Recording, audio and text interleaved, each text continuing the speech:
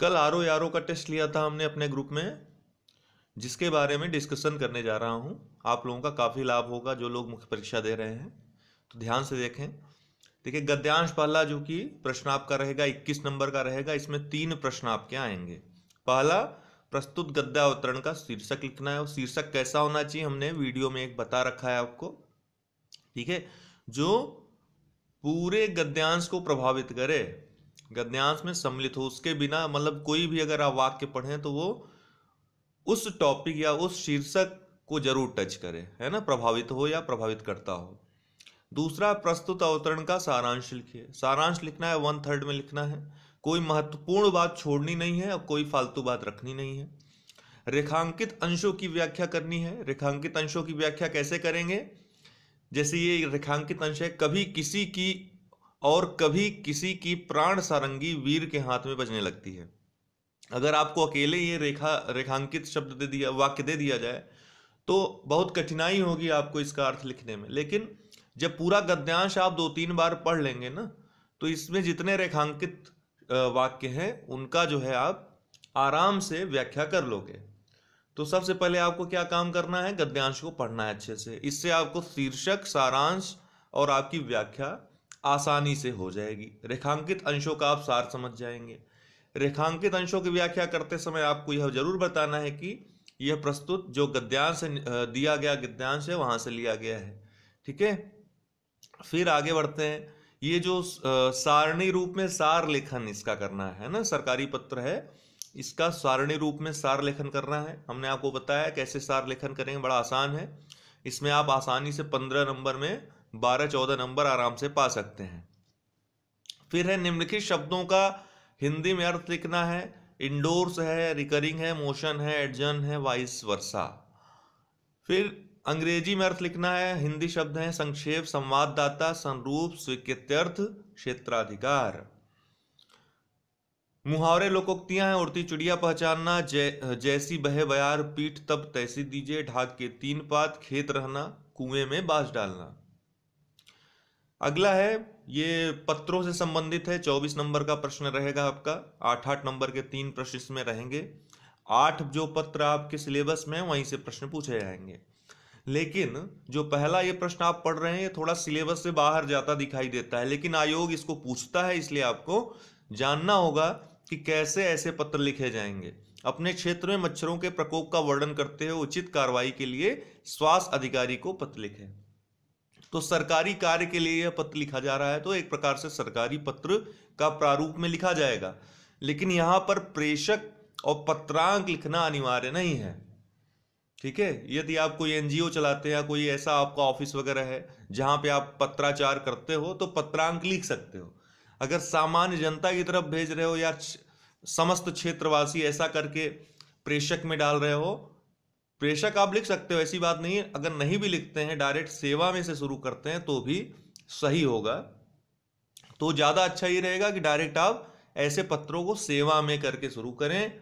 महोदय, महोदया जो भी है, ठीक है, करके अपना विषय वस्तु डालें। उसके पहले विषय अवश्य डालें, ठीक है। जैसे आप दाहिने तरफ जो है दिनांक और स्थान सरकारी पत्र में डालते हो, उसी तरह डालिए। फिर विषय, फिर महोदय या महोदया करके जो विषय वस्तु, जिस विषय पे, जैसे आपको अपने क्षेत्र में मच्छरों के प्रकोप का वर्णन करना है और उचित कार्रवाई के लिए स्वास्थ्य अधिकारी को बोलना है, तो यह जो विषय वस्तु है इसको आप विषय वस्तु लिखने के बाद प्रार्थी या भौदीय, समस्त क्षेत्रवासी और क्षेत्र का नाम, या फिर अपना अगर लिखना है, अकेला आदमी भेज रहा है तो प्रार्थी या भौदीय अबस, ठीक है, अपने क्षेत्र का नाम जहां से आप भेज रहे हैं, ठीक है ना। फिर जो दूसरा प्रश्न है, अर्धशासकीय पत्र लेखन की विशेषताओं को 100 उदाहरण समझाइए। यहाँ पर अर्धशासकीय पत्र होता क्या है, उसकी विशेषताएं क्या होती हैं, उदाहरण देना है। उदाहरण बहुत लोगों ने प्रारूप बना दिया था, ऐसा मत करिए। उदाहरण कहे तो भी आपको पत्र लिख करके दिखाना है, एक पत्र का उदाहरण देना है। प्रारूप जब तक नहीं कहेगा तब तक आप पत्र ही लिख कर देंगे। जब लिखा रहेगा कि प्रारूप बनाइए या प्रारूप दिखाइए, तब आप वो प्रारूप बनाए। कभी कभी आ जाता है कि समस्या दे देता है और तब प्रारूप कहता है, तब भी आप, चूंकि समस्या दे रखा है किस बारे में लिखना है, तो यहाँ पर प्रारूप नहीं, यहाँ पर प्रारूप देगा तब भी आपको उदाहरण ही लिखना अर्थात पत्र ही लिखना है। सिर्फ प्रारूप जहां रहेगा वहीं पर आपको प्रारूप लिखना है, ठीक है ना। तो अर्थशास्त्री पत्र, उसकी विशेषताएं और उदाहरण एक उसका दे दीजिए। इस सरल प्रश्न है। दूसरा है तीसरा, मुख्यमंत्री उत्तर प्रदेश की ओर से सभी विभागाध्यक्षों तथा सचिवों को संबोधित एक विज्ञप्ति का प्रारूप लिखिए जिसमें अनुसूचित जाति जनजाति के रिक्त पदों को भरने के कड़े निर्देश दिए गए हों। देखिए एक बात ध्यान रखिएगा, मुख्यमंत्री, प्रधानमंत्री, राज्यपाल, राष्ट्रपति ऐसे जो पद हैं, पत्र पे आप इनके द्वारा भले भेजा जा रहा है, लेकिन इनके जो सचिव होते हैं पत्र में उनका अंकन होगा, अर्थात आज्ञा से सचिव या आज्ञा से मुख्य सचिव, ठीक है ना। और ऊपर कार्यालय का नाम क्या डालेंगे आप? मुख्यमंत्री कार्यालय, सीएमओ, ठीक है। बहुत लोगों ने क्या किया कि ऊपर मुख्यमंत्री कर दिया, मुख्यमंत्री लिख दिया वहां विभाग की जगह। ऐसा कुछ नहीं, मुख्यमंत्री कोई विभाग नहीं होता है, मुख्यमंत्री कार्यालय वहां पर लिखना है आपको, ठीक है।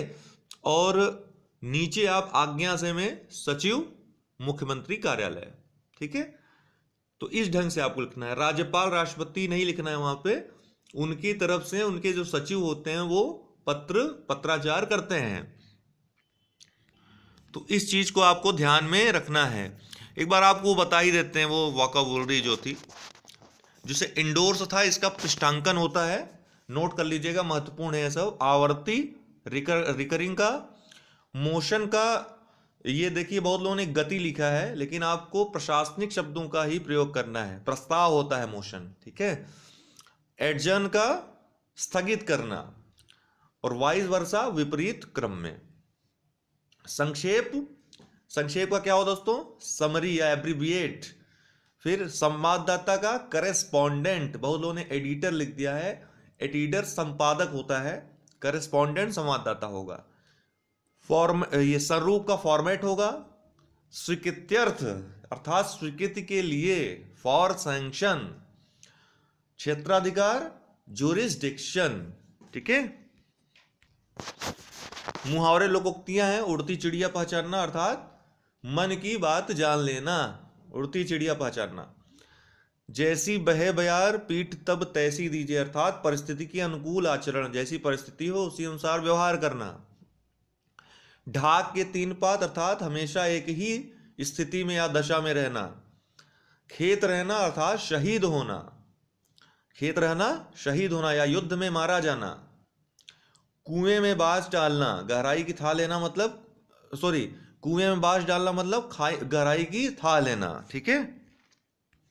अर्थात किसी बात की, किसी तथ्य की तह में जाकर उसका पता लगाना, कुएं में बाज डालना। ये पत्र आपका हो गया। लास्ट जो है आपका कंप्यूटर के दो रहेंगे। रॉम किसे कहते हैं, इसका परिचय दीजिए। कंप्यूटर के क्षेत्र में यूपीएस की क्या उपयोगिता है। तो जो हमने दिया है आपको, उपलब्ध कराया कंप्यूटर वाला, उतना पढ़ लीजिए, सब उसी में से आएगा, ठीक है ना, उससे बाहर नहीं पूछा जाएगा। अब एक छात्र की कॉपी के माध्यम से हम आपको दिखाते हैं कि आप लोग क्या क्या कमियां कर सकते हैं। तो इसको ध्यान देने की आवश्यकता है। जैसे इनका इंडोर्स पृष्ठांकन सही है, रिकरिंग आवर्ती सही है, मोशन का प्रस्ताव इन्होंने लिखा है, तो प्रशासनिक शब्द भी लिख दिया तो सही हो गया। एडजन का स्थगन सही है, वाइस वर्सा विपरीत क्रम में, तो इनका पूरा सही है। 10 में 10 अंक इसमें मिले गए। शब्दों का अंग्रेजी में अर्थ इनको लिखना, तो संक्षेप, एब्रिविएट, बिल्कुल सही। संवाददाता, एडिटर, ये गलत इन्होंने कर दिया, ठीक है। संवाददाता का हमने क्या बताया था, करेस्पॉन्डेंट। संरूप, फॉर्मेट सही है। स्वीकृत्यर्थ, परमिसिएबल, ये गलत है, ठीक है। स्वीकृत्यर्थ का क्या है, फॉर सैंक्शन। क्षेत्राधिकार का रीजनल अथॉरिटी, ये भी गलत है, जुरिस्डिक्शन होगा। तो इसमें केवल इनके 2 सही हैं, तो 4 अंक इसमें मिलते हैं। फिर है उड़ती चिड़िया पहचानना, मन की बात जान लेना, बिल्कुल सही। जैसी बहे बयार पीठ तब तैसी दीजिए, परिस्थिति के अनुकूल हो जाना, सही है। ढाक के 3 पास सदैव एक जैसा रहना, बिल्कुल। खेत रहना, युद्ध में मारा जाना। कुएं में बांस डालना, किसी बात की अत्यधिक गहराई तक जाना। तो ये पूरा इनका सही है, तो 10 में 10 अंक इनको मिलेंगे इसमें। फिर ये पत्र अपने क्षेत्र में मच्छरों के प्रकोप का वर्णन करते हुए उचित कार्रवाई के लिए स्वास्थ्य अधिकारी को पत्र लिखें। देखिए इन्होंने किसी ऑफिस का जिक्र नहीं किया है, तो यहाँ पर पत्रांक नहीं होगा यहाँ पे, ठीक है ना, पत्रांक संख्या की आवश्यकता यहाँ पर नहीं थी। इसको जो विशेष तरह के पत्र होते हैं इस तरह के, उसमें पत्रांक संख्या जो आम जनता लिख रही है तो उसमें पत्रांक संख्या की आवश्यकता नहीं है। और दिनांक यहाँ नहीं होगा, दिनांक नीचे की तरफ होगा यहाँ पे। प्रेषक, ठीक है, इन्होंने लिख दिया बस लोहिया नगर, वार्ड नंबर 14, जिला महाराजगंज। देखिए विषय का इन्होंने स्थान गलत चुन लिया, विषय यहाँ पर नहीं होता है, विषय यहाँ होगा, सेवा में के बाद होगा, ठीक है ना। सेवा में के बाद जो अगला स्टेप होगा यहाँ पर दिनांक स्थान लिखेंगे, फिर यहाँ विषय लिखेंगे। एक प्रारूप आप देखिए, प्रारूप के अनुसार लिखिए, ठीक है ना। ये विषय यहाँ पर लिखना एकदम गलत हो गया, आपका प्रारूप गलत हो गया यहीं से। फिर महोदय, ठीक है, महोदय लिख दिया, महोदय या महोदया लिखिएगा जब तक दिया ना हो, तो महोदय या महोदया लिखिए यहाँ पे, ठीक है, ऑब्लिक करके। फिर विषय वस्तु इन्होंने सही लिखा, बहुधीय बस बाकी सही है, ठीक है। तो चूंकि प्रारूप के अनुसार नहीं लिखा गया, विषय को बीच में रख दिया, इसलिए इनको इसमें 8 में से 3.5 अंक दिए गए हैं, मात्र 3.5। अर्थशास्त्री पत्र लेखन की विशेषताएं बतानी थी जो प्रश्न था, और एक उदाहरण बताना था, तो इन्होंने बिल्कुल सही लिखा है, विशेषताएं भी सही बताई हैं और उदाहरण भी इन्होंने बिल्कुल सही लिखा है। नहीं, यहां पर देखिए गलती है, यहां पे गलती है, ठीक है। ये जो होगा यहां पर होगा और ये इसके बाद होगा। सेवा में है ना, ये प्रेषिती का नाम सबसे लास्ट में होता है बाएं तरफ। तो बार बार प्रारूप देखिए आप, गलती यही सब हो रही है आप लोगों से मेन, ठीक है।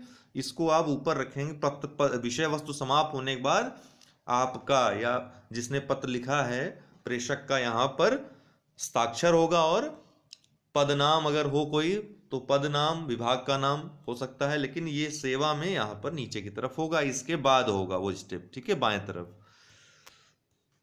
तो इसमें भी 3.5 अंक इसलिए दिए जाते हैं, गलती नहीं होनी चाहिए। विज्ञप्ति इन्होंने सही लिखा है। यहां पर देखिए दिया गया था मुख्यमंत्री द्वारा, मुख्यमंत्री अर्थात मुख्यमंत्री कार्यालय से निकलेगा, तो यहां पर कार्यालय का नाम इन्होंने नहीं लिखा है, तो मुख्यमंत्री कार्यालय सीएम ऑफिस, ठीक है, सीएमओ का यहां पर जिक्र नहीं किया गया है। बाकी सब सही है इनका, ठीक है ना, इसलिए इनको 5 अंक इसमें दिए जा सकते हैं, 5 अंक मिले हैं। बाकी सब सही है, बस इन्होंने यहां पर मुख्यमंत्री कार्यालय नहीं लिखा है, क्योंकि पता नहीं चल रहा है ना यहां देखने से कहां से पत्र लिखा जा रहा है ये। फिर है कंप्यूटर वाले प्रश्न है, रोम बिल्कुल इन्होंने बहुत सही लिखा है, यूपीएस की परिभाषा बिल्कुल सही लिखी, क्या होता है यूपीएस, क्या उपयोगिता है, ठीक है। तो 5 10 अंकों का था, 7 अंक इनको इसमें दिए जाते हैं। इसके बाद ये पत्र आता है, सॉरी सारणी रूप आता है। इसमें देखिए क्या गड़बड़ी इन्होंने की है, सब कुछ सही लिखा, फॉर्मेट सही लिखा है, लेकिन विवरण या आशय अगर आप पढ़ें तो आपको पता नहीं चलेगा पत्र है क्या।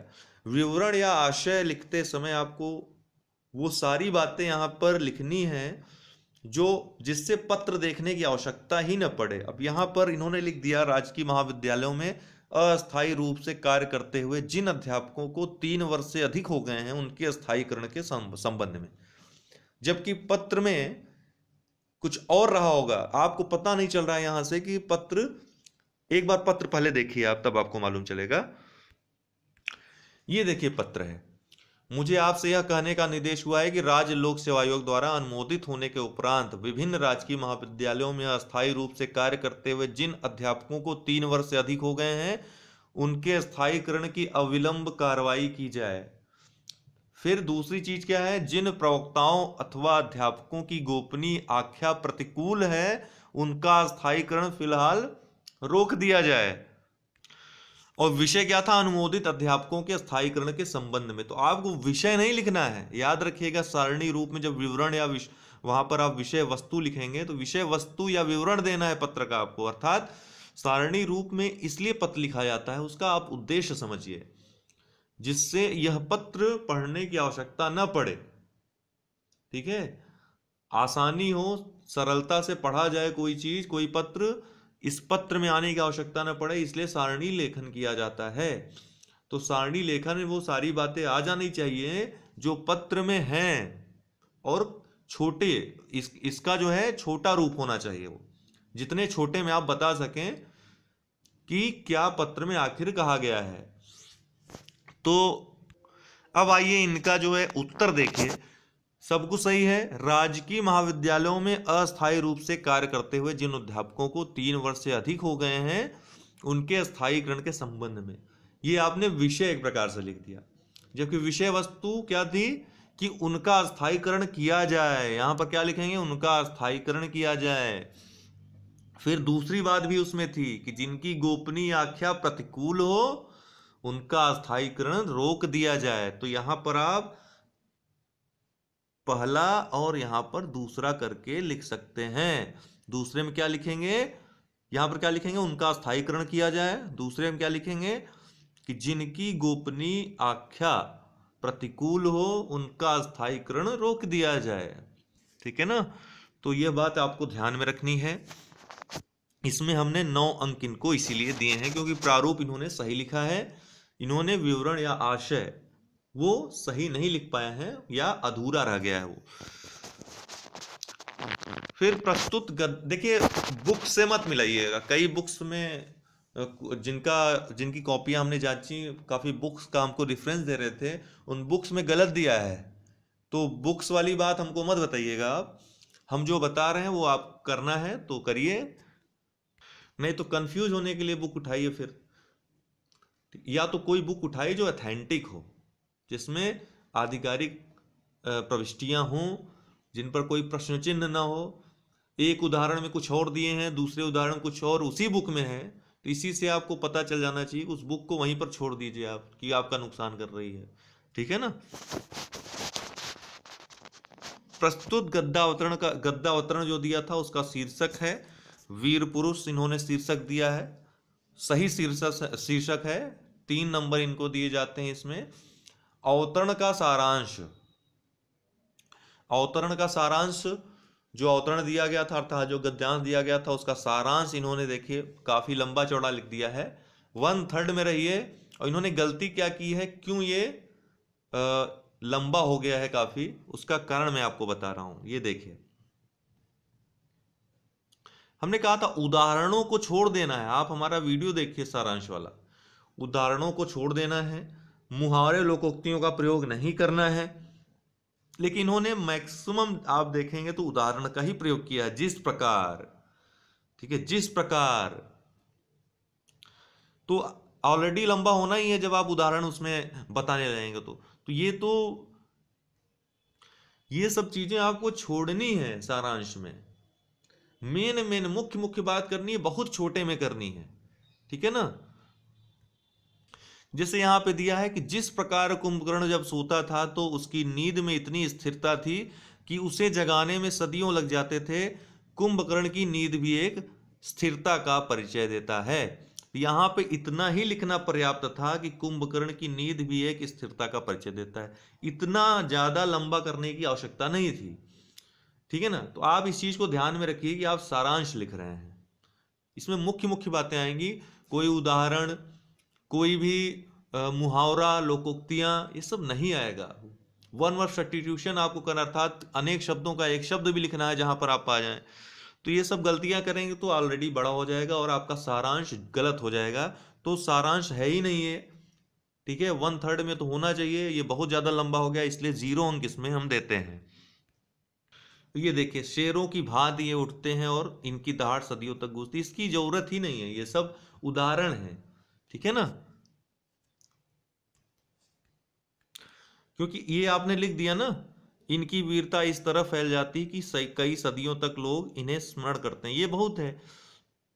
ये बात यही चीज को इंगित कर रही है ना, तो इसको लिखने की क्या जरूरत है। शेर की भांति ये उठते हैं और इनकी दहाड़ सदियों तक गूंजती है, तो ये उदाहरण आप देने की आवश्यकता ही नहीं है। ठीक है ना। सारांश बार बार लिखिए और हमको दिखाइए, जो लोग ग्रुप में हमको भेजिए, हम आपको बताएंगे कि आप सही लिख रहे हैं गलत। हम समझ गए सारांश मैक्सिमम लोगों ने गलत लिखा है। ठीक है ना। या तो गद्यांश को ही पूरा उतार दिया है उन्होंने, उन्हीं शब्दों को छोटा करके जिसमें मुख्य मुख्य बातें रह गई हैं, या फिर इस तरह से कर दिया है कि उदाहरण और मुहावरे लोकोक्तियों से भर दिया है।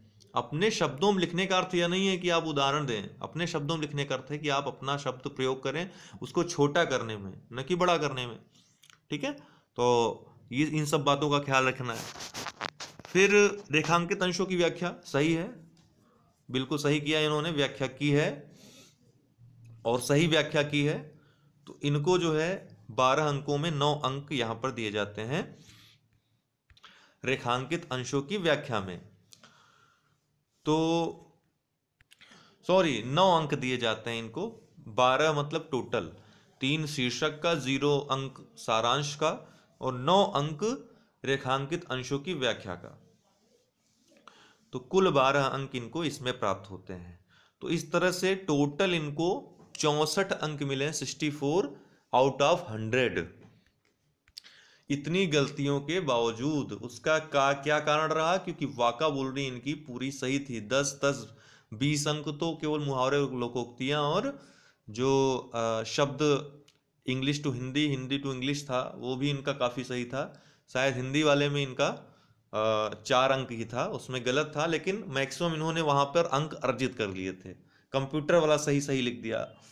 ठीक है, और इतनी गलतियां न होती अगर, तो सोचिए कितने अच्छे अंक इनके आ सकते थे। तो आप इससे समझ सकते हैं कि आपको कहाँ मेहनत करनी है। हमको उम्मीद है कि इस पेपर डिस्कशन से आपको काफ़ी मदद मिली होगी। ठीक है दोस्तों, बहुत बहुत धन्यवाद। All the best.